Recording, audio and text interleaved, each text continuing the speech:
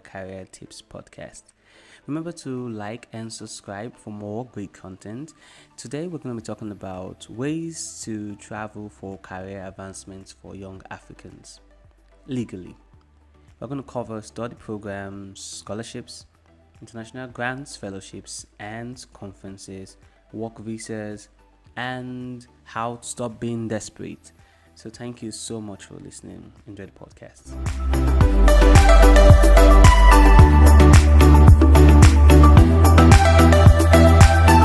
Hello, my name is Dennis Erickson, and today we're going to be talking about the best ways to legally travel overseas for young Africans. Yes, this is majorly going to sound like it's for Nigerians, but I guarantee it's for young Africans, no matter where you are listening to this podcast from, anywhere in the world.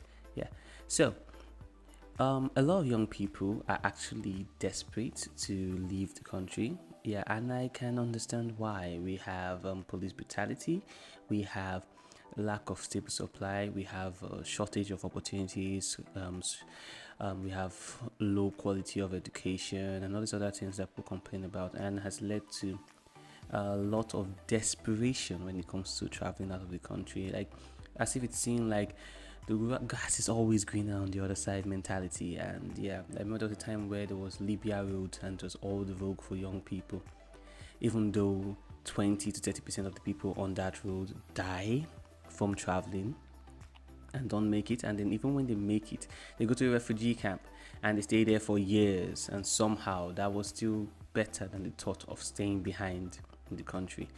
And I can get it, but I'm not always a fan of traveling out if you don't have a clear plan to what you are going to do when you get there. And I am definitely not a supporter of illegal means of traveling out of the country, which a lot of agents do push you to do. But anyway, so today we're going to talk about the best ways to legally travel overseas for young Africans. My first recommendation is, as always, a study program.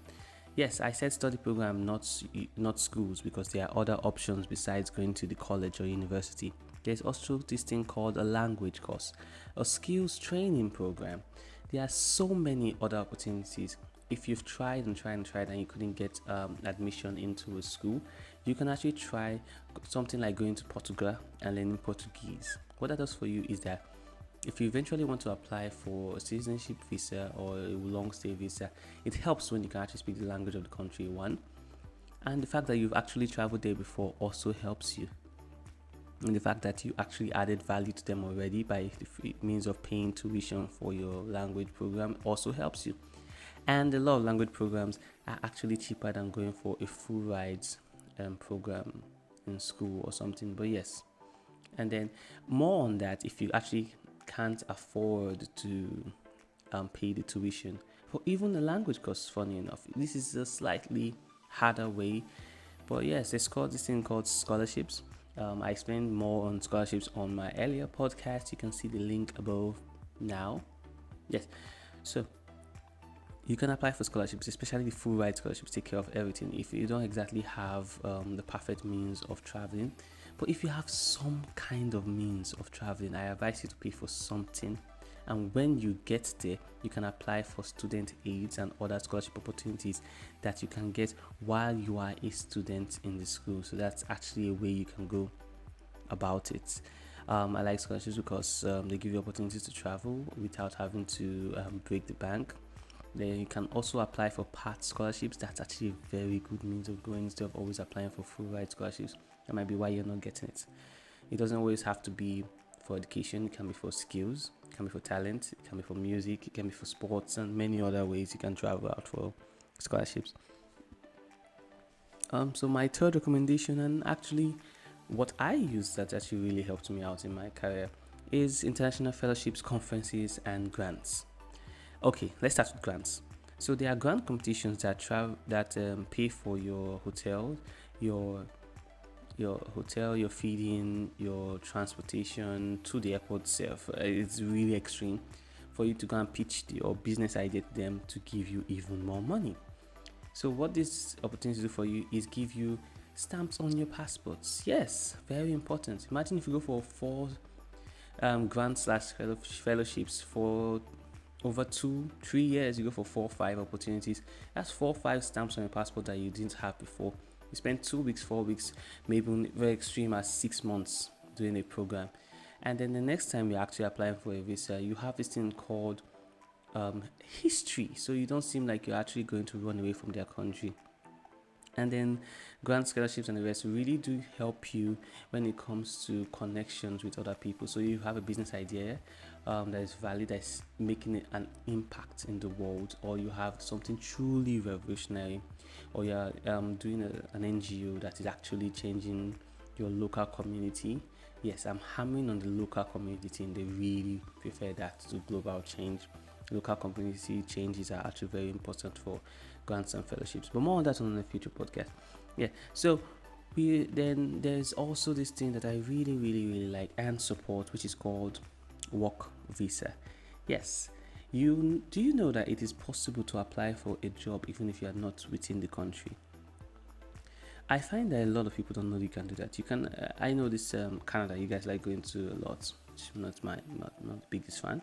You can actually apply for jobs from your home country. If you are actually as good as you believe, then apply. Be sure to be honest as where you're coming from.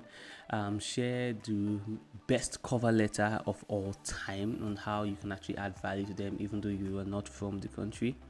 And yes, if you apply for work visa, please apply for work visa to a country you actually speak the language. You don't speak a single shred of Portuguese and you're applying for a job in Brazil. That won't work out for you.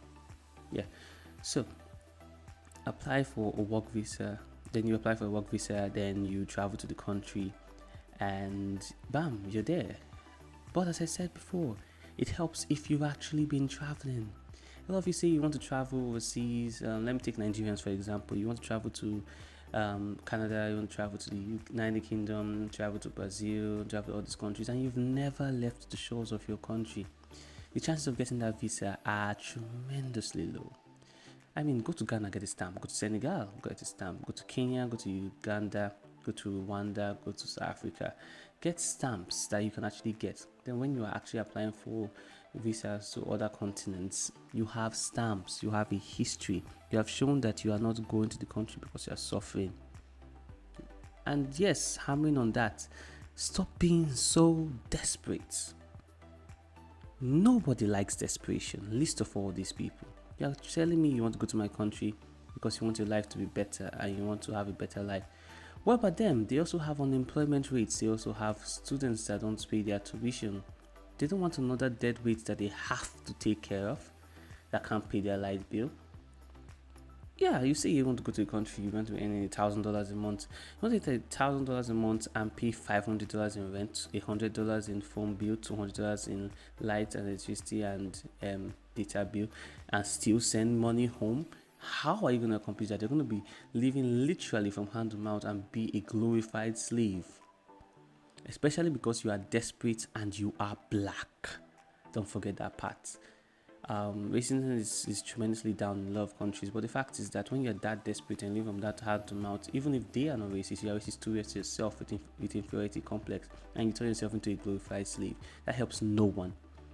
Stop being so desperate. Grass is not always greener on the other side, unless you have plotted a graph on how the grass is actually going to be greener. You have a clear direction, a clear plan, and in that case, yes, by all means travel, but build something first. You can't travel without any foundation. I know people firsthand that sleep on the streets. What's the point of living your country where you at least have a roof on your head and 2 hours of light every day, to going to staying somewhere where you are sleeping on the streets and taking glorified selfies to make people back home feel bad, but you are sleeping on the streets? Ask your friends that are overseas, ask them how good their life actually is. You would be surprised at the answer. So yes, so those are my recommendations. If you have to travel overseas, you have to have a clear plan, and then find the proper routes, and then go. By all means, make your life better. Not make your life good, better. Have something on ground.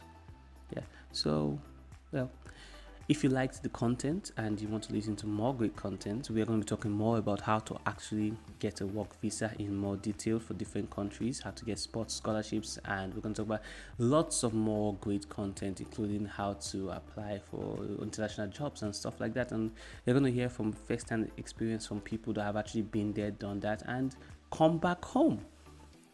Yeah, we're going to do lots and more of that. Remember to like and subscribe and drop a comment for the kind of content you want us to share in the channel. And until next time, my name is Dennis Erickson, and